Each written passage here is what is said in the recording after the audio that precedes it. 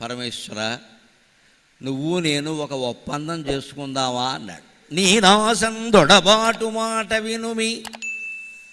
ఒడబాటు అంటే ఒప్పందం అండి, ఎడబాటు అంటే వియోగం అండి. తెలుగు మాటలు ఎంత గొప్పగా ఆలోచించండి. ఎడబాటు అంటే వియోగం, ఒడబాటు అంటే ఒప్పందం.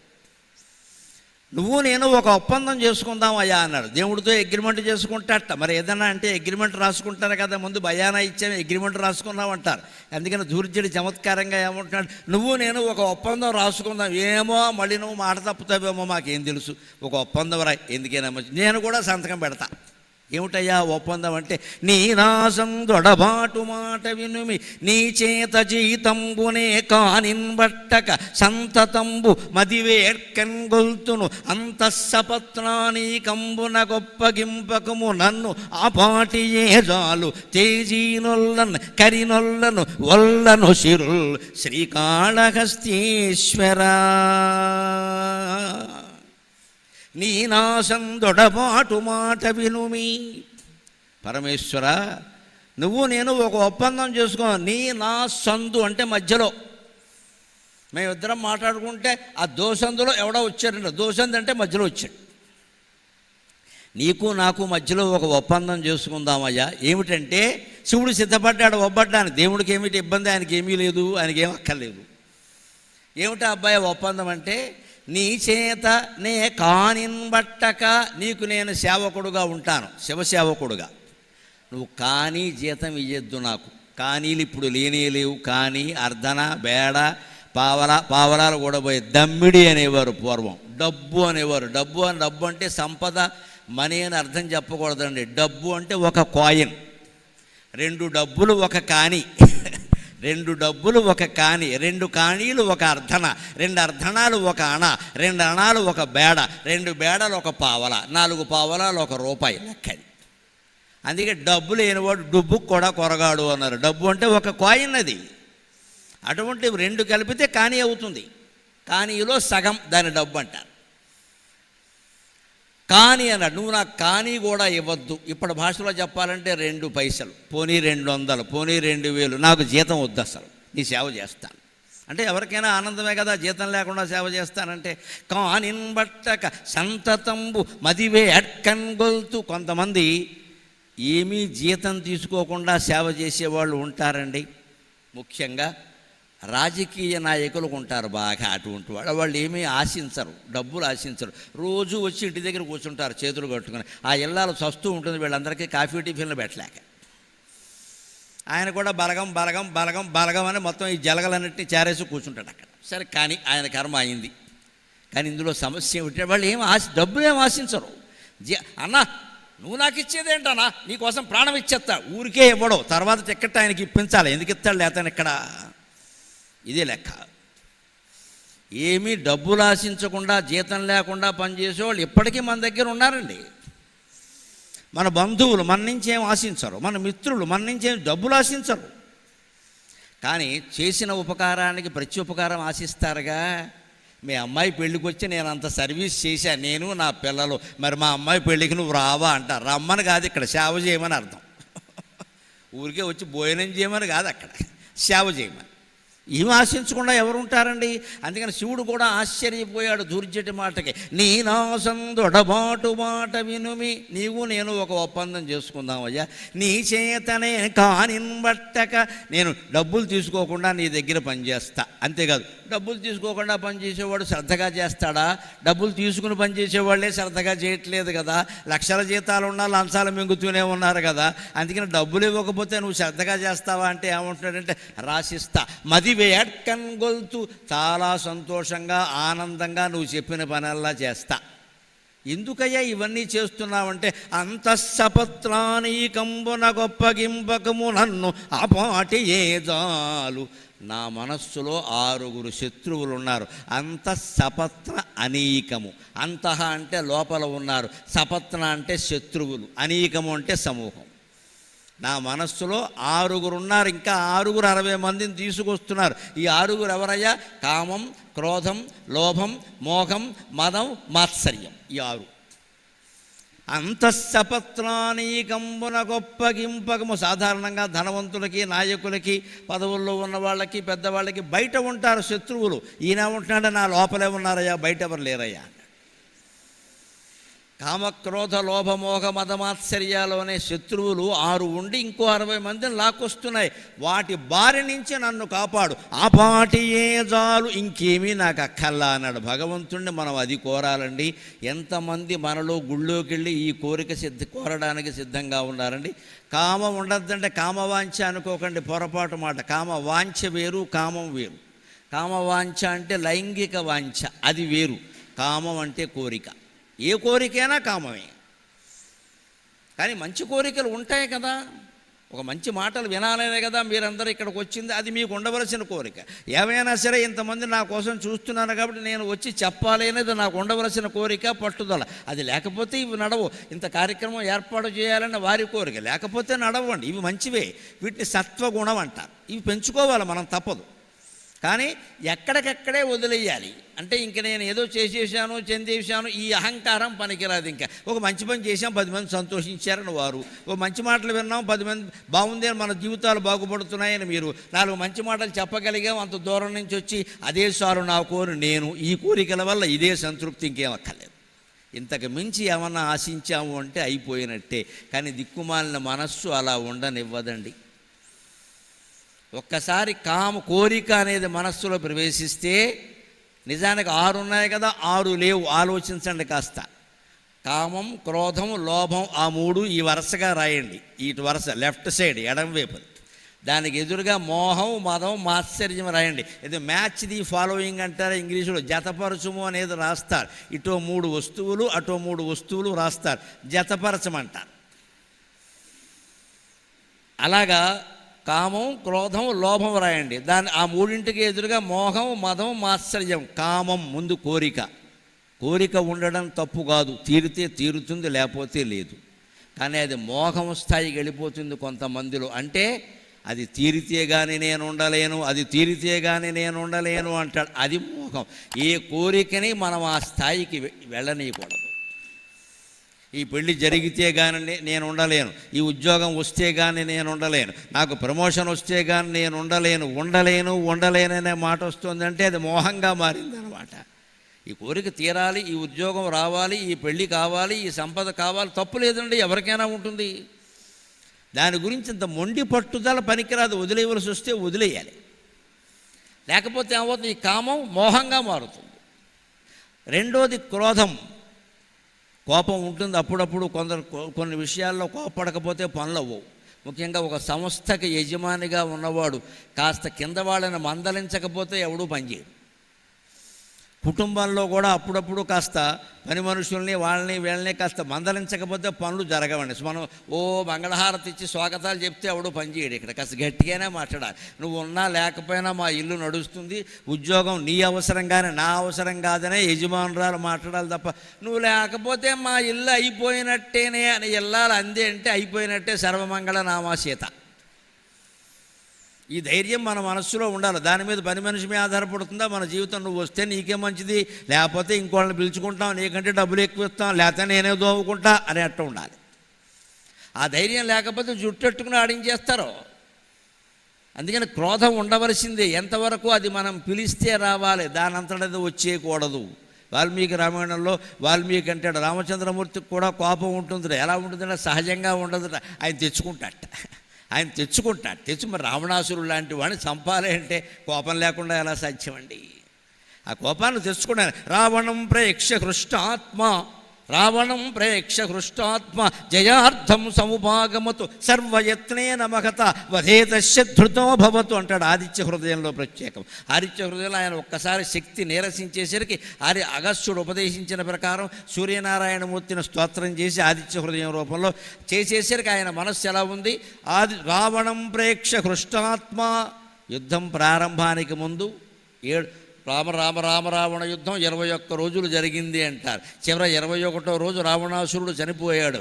ఆ 21వ రోజు నాటికి రాముడు పరిస్థితి ఏమిటంటే చేసి చేసి చేసి లక్ష్మణుడు 2 సార్లు చనిపోతే బాధపడి అనేక విషయాలు గుర్తొచ్చి అసలు మనం గెలుస్తామా లేదా అనే అపనమ్మకం కూడా ఏర్పడి అనేక రకాల ఇబ్బందుల కారణంగా నీరసం వచ్చింది స్వామికి. అందుకే ఆదిత్య హృదయం స్తోత్రం మొదట్లో ఒక మాట ఉంటుంది. మొదట్లో అక్కడ తతో యుద్ధ పరిశ్రాంతం సమరే చింతయా స్థితం రావణం చ అగ్రతో దృష్ట్వా యుద్ధాయ సముపస్థితం అని మొదలవుతుంది ఆదిత్య హృదయం. గమనించండి ఎంత గొప్ప స్తోత్రమో, ఎంత సైకాలజీ అందులో ఉందో. తతో యుద్ధ పరిశ్రాంతం, అప్పుడు యుద్ధంలో బాగా అలిసిపోయి ఉన్నట్టు రాముడు.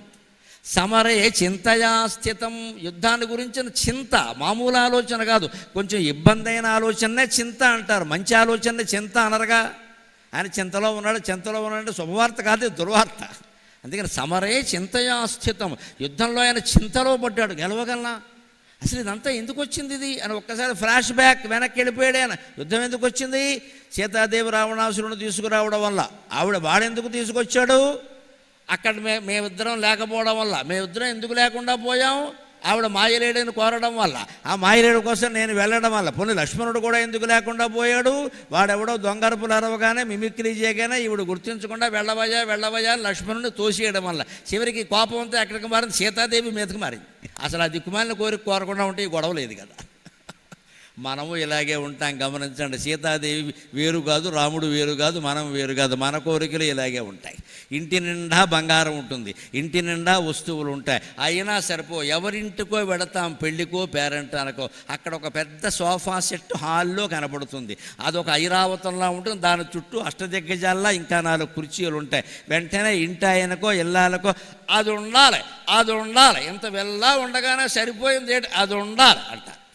మన కర్మకాల ఆ రోజే పేపర్లో పెద్ద ప్రకటన వస్తుంది. ఇదే సోఫా, ఐరావతాలు, అష్టదిగ్గజాలు, చాలా తక్కువ, వెరీ ఈజీ ఈఎంఐ, మీరు నెలకి 1000 రూపాయలు కడితే చాలు అంటాడు. అది చూసి మనం ఏం చేస్తాం? వెంటనే ఫోన్ తీసుకుని నొక్కుతాం. తర్వాత వాడు మన పేక నొక్కుతాడు. ఆ కిందకంట చదవాల ప్రకటన. కింద చిన్న పువ్వు గుర్తు పెట్టి రాస్తాడు. ఏమిటో తెలుసా? షరతులు వర్తిస్తాయి అంటే కొంపలు ఆరిపోతాయి అని అర్థం. అది చూడం మనం. నువ్వు 1000 కదా ఈఎంఐ, 2000 కదా ఈఎంఐని, ఐరావతాలని, అష్టదిగ్గజాలని ఇంటికి తీసుకొచ్చావు అనుకో, అందులో కూర్చునేవాడవడు నీ ఇంటికి వచ్చిన నాబోటిగాడు. నీకేం వచ్చింది ఇక్కడ? నువ్వు కూర్చుంటావా? నువ్వు ఉద్యోగం, నీ పెళ్ళాం ఉద్యోగం, ఎవడు కూర్చుంటారు ఇక్కడ? సోఫాలంతా శరీరాలు మనం పెంచుకున్నాం కానీ సోఫాలో కూర్చునేలా లేవండి మనం. ఎవడికా అదృష్టం ఉంటే నాబోటిగాడు వచ్చి కూర్చుంటాడు అక్కడ. అందుకే మా ఇంటికి వచ్చి చూడండి, చాలా చిన్న సోఫా ఉంటుంది, 3 పడతారు, అందులో 2 పడతారు నిజం చెప్పాలంటే. ఎందుకంటే 3వ వాడు వస్తే బయట నిలబడమంటాను, మళ్ళీ రాడు, గొడవలేదు. ఇంకా అందరికీ మనం మర్యాదలు చేసి కాఫీలు కూడా ఇచ్చామనుకో, వచ్చి కూర్చుంటారు మా ఇంట్లో. ఎక్కడ ఆయన చూడడమే పుణ్యం, నువ్వు చూడడమే పుణ్యం, మరి నా కాఫీ సంగతి ఏంటి? ఇక్కడ అంతంత మర్యాదలు మనం చేయక్కర్లేదండి. ఇక్కడ అవసరం లేదు. ఇల్లు ఉన్నది మన కోసం కానీ వచ్చిపోయే వాళ్ళ కోసం కాదండి. ఇక్కడ అతిథి మర్యాదలు చేయడానికి ఏం మనుస్మృతికారం కాదు ఇది. ఎవడొచ్చేవాడు మన ఇంటికి. ఇక్కడ ముందు మన కుటుంబం బాగుండాలంటే అప్పులు లేకుండా ఉండాలి. ఇదే సరిగ్గా ఈ క్రోధం పెరిగి అది ఎందుకు అవుతుంది? ఇలా కోరికలు ఎందుకు పెరుగుతాయి? ఇలా పెరిగేసరికి అది కొంటాం, అక్కడి నుంచి ఈఎంఐ కట్టాలి. దానికి నెలకు 25,000 కట్టమంటాడు. ఎందుకంటే మీకు అందులో అలా చెప్పాం కానండి, ఈ రంగు వేరండి, రుచి వేరండి, అది వేరండి, ఇది వేరండి, మొత్తం మీద మీరు నెలకు 10,000 కట్టాలంటాడు. అప్పటికే 2 లక్షలు ఈఎంఐ కడుతున్నావు, ఈ 10,000 దానికి జోడింపయింది. ఇప్పుడు సోఫాలో నువ్వు ఆనందంగా ఉండలేవు. కోరికల మనిషిని ముంచేయడం అంటే ఇదే, భ్రమలో ముంచేయడం అంటే ఇదే ఖచ్చితంగా. అప్పుడు కోపం వస్తుంది ఖచ్చితంగా. అందుకని రామచంద్రమూర్తికి కూడా మాయలేడు గురించి సీతాదేవి మీద కోపం వచ్చింది. ఏకంగా నీరసపడ్డాడు మనిషి. యుద్ధాయ సముపస్థితం, యుద్ధం చెయ్యాలా, తప్పదా అనుకున్నట్ట. అప్పుడు అగస్త్య మహర్షి వచ్చి, ఆయన కులగురువు లాంటి వాడు కాబట్టి అగస్త్య మహర్షి వచ్చి, రామ మహాబాహో శృణు గుహ్యం సనాతనం ఈయన సర్వానరీన్ విజయిష్యసి. రామ కంగారు పడకయ్యా, నా బిడ్డలాంటి వాడయ్యా, లోపాముద్రాదేవి నిన్ను బిడ్డగా భావించిందయ్యా, కంగారు పడకు. నేను మీ వంశ ప్రతిష్టకి మూలమైనటువంటి సూర్యభగవానుని యొక్క స్తోత్రాన్ని ఉపదేశిస్తున్నాను, దాన్ని చదవయ్యా, దాన్ని పారాయణ చేయవయ్యా, జపం చేయవయ్యా, నీకు అనంతమైన శక్తి. అంటే అర్థం ఏంటంటే సోలార్ ఎనర్జీ ఆదిత్య హృదయం అంటే సౌరశక్తి, సోలార్ ఎనర్జీ. ఎప్పుడైనా ఎప్పటికీ డాక్టర్లు ఏం చెబుతున్నారు, నీరసంగా ఉంటుందండి, చర్మం అంతా అదోలా ఉంటుందండి అంటే డి విటమిన్ తక్కువైందమ్మా బయట కూర్చోబెళ్ళి అన్నారు. డి విటమిన్ అంటే ఆదిత్య హృదయమే, అంతకంటే ఏం లేదు అక్కడ. డాక్టర్ గారు డి విటమిన్ అంటే మనం కూర్చుంటాం, ఆదిత్య హృదయం చదవమంటే ఇట్స్ ఆల్ రిలీజియన్ అని ఇంగ్లీష్ మాట్లాడతాడు ఇక్కడ. అంచేత డాక్టర్లు కూడా నమస్కారం పెట్టి కోరుతున్నాం, మీరు డి విటమిన్ రాయకండి, ఆదిత్య హృదయం చదవమని రాయండి, అప్పుడు బాగుంటుంది. సంధ్యావందనం చేస్తే పూర్వం బ్రాహ్మణులు మీరు గమనించండి, అరుగు మీద కూర్చొని చేసేవారు, నదిలో నిలబడి చేసేవారు, చెరువులో నిలబడి చేసేవారు. ఇంట్లో చోట్లేక సన్లైట్ పడాలి, సూర్యకాంతి పడాలి. అరుగుల మీద చేయడం ప్రదర్శన కాదు, అరుగుల మీద చేయడం ఎందుకంటే సూర్యకాంతి పడాలి. ఇంట్లో కూర్చుని ఏసీ వేసుకుని చేయకూడదు సంధ్యావందనం, మంచం మీద కూర్చుని. నేను సంధ్యావందన సమయంలో సూర్యకాంతి పడాలి హాయిగా, అదంతా డి విటమినే.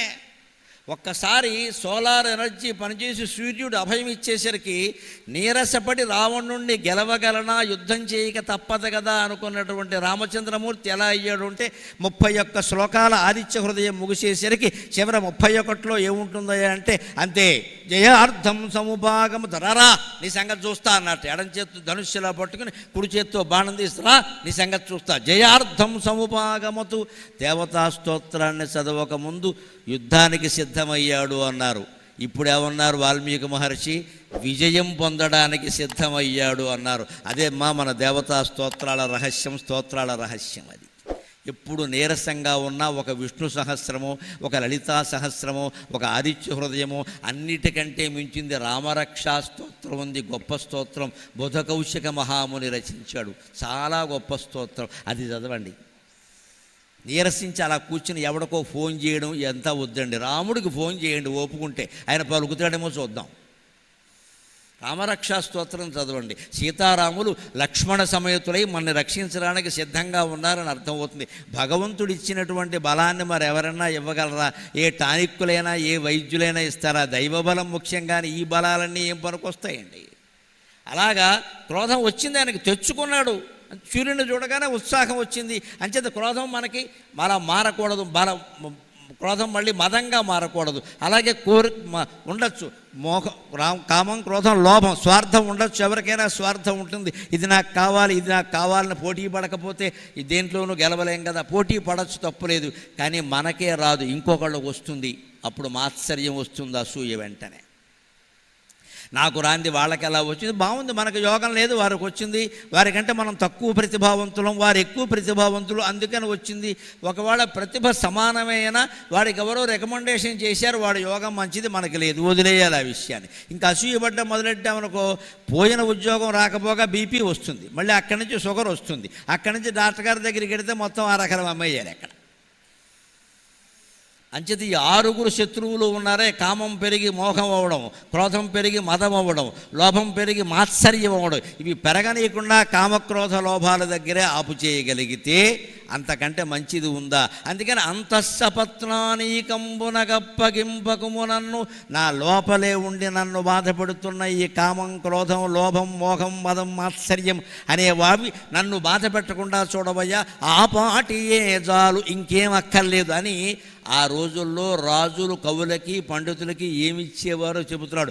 తేజీనొల్లన్ కరినొల్లను వల్లను సిరుల్ శ్రీకాళహస్తీశ్వర.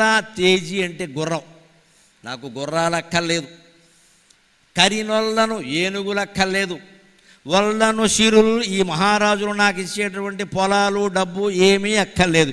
ఈ 3 ఆ రోజుల్లో రాజులు కవుల్ని పండితుల్ని పోషించడానికి ఇచ్చేవారు. ఎందుకంటే ఆ రోజుల్లో గుర్రమే ప్రధాన వాహనం.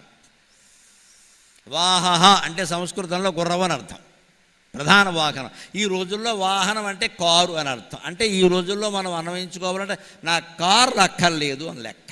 అందులో మళ్ళీ ఏనుగులు అక్కర్లేదంటే పెద్ద పెద్ద కార్లు ఉంటాయి, ఫార్చ్యూనర్ అంటారు, BMW అంటారు, లిమోజిన్ అంటారు, చాలా ఉంటాయి. అవి కూడా కొంటున్నారు కొంతమంది. ఈ మధ్యన బాగా అప్పులు చేసి మరీ కొంటున్నారు. మామూలు కారు కొండవు, కొడుకు కొనమని అడగగానే, కోడలు కొడుకు అడగగానే మామూలు 10 లక్షలు 15 లక్షలు మనకి సరిపోదు, పెట్టో 50 లక్షలు. పైగా అడిగితే ఏమంటాడంటే ఆ ధైర్యం ఎక్కడి నుంచి వస్తుందో అర్థం కాదు. 50 లక్షలు పెట్టి ఎలా కొన్నావా అంటే 95% లోను సార్. నీ అజ్ఞానానికి నమస్కారం. 50 లక్షల కారా, 95% లోనా? బుద్ధి జ్ఞానం ఉందా అసలు? ఎలా కడతావయ్యా? కారెక్కి కూర్చోగానే సరిపోయిందా?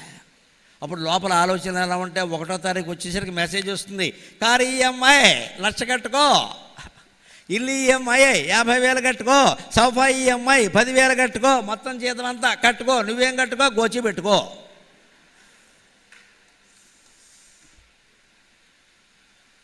ఇప్పుడు ఈఎంఐ లేని వాళ్ళంటూ ఉన్నారంటే అసలు ఎవరైనా నాకు అనుమానం. నేను అదృష్టవంతుడు, నాకు లేదు. మీకు ఎవరికైనా లేకపోతే చేతులు ఎత్తండి. నాకు ఈఎంఐ అమ్మాయ అక్కడక్కడ ఉన్నారు కొంత, చిత్తూరు మంచూరు ఉండవు, మిమ్మల్ని చూడడం పుణ్యం. అక్కడక్కడ ఉన్నారు చూడండి, అక్కడొకళ్ళు ఇస్తారు. ఈఎంఐ లేని వాళ్ళు అక్కడొకళ్ళు అందరూ ఉన్నవాళ్ళే. ఎందుకు వస్తున్నాయండి మన కోరికలే? అదే కాళహస్తి శతకం. కోరిక పుట్టింది, అది రాకపోతే క్రోధం. 6 లేవండి శత్రువులు, కోరికే ముందు శత్రువు. కోరిక పుట్టింది, అది తీరకపోతే క్రోధం, అది నాకే తీరాలి అనుకోవడం లోభం, అది తీరకపోతే నేను ఉండలేను అనడం మోహం, అది నాకు తీరింది అని గర్వించడం మదం, అది నాకు కాకుండా ఇంకోటికి తీరిందనడం మాత్సర్యం. వెనక మొత్తానికి కోరికే మూలం. ఆ కోరిక లేకుండా చేసుకుంటే చాలు. అందుకే గుళ్ళోకి వెళ్ళి మనం ఈ పద్యం చదువుకోవాలి.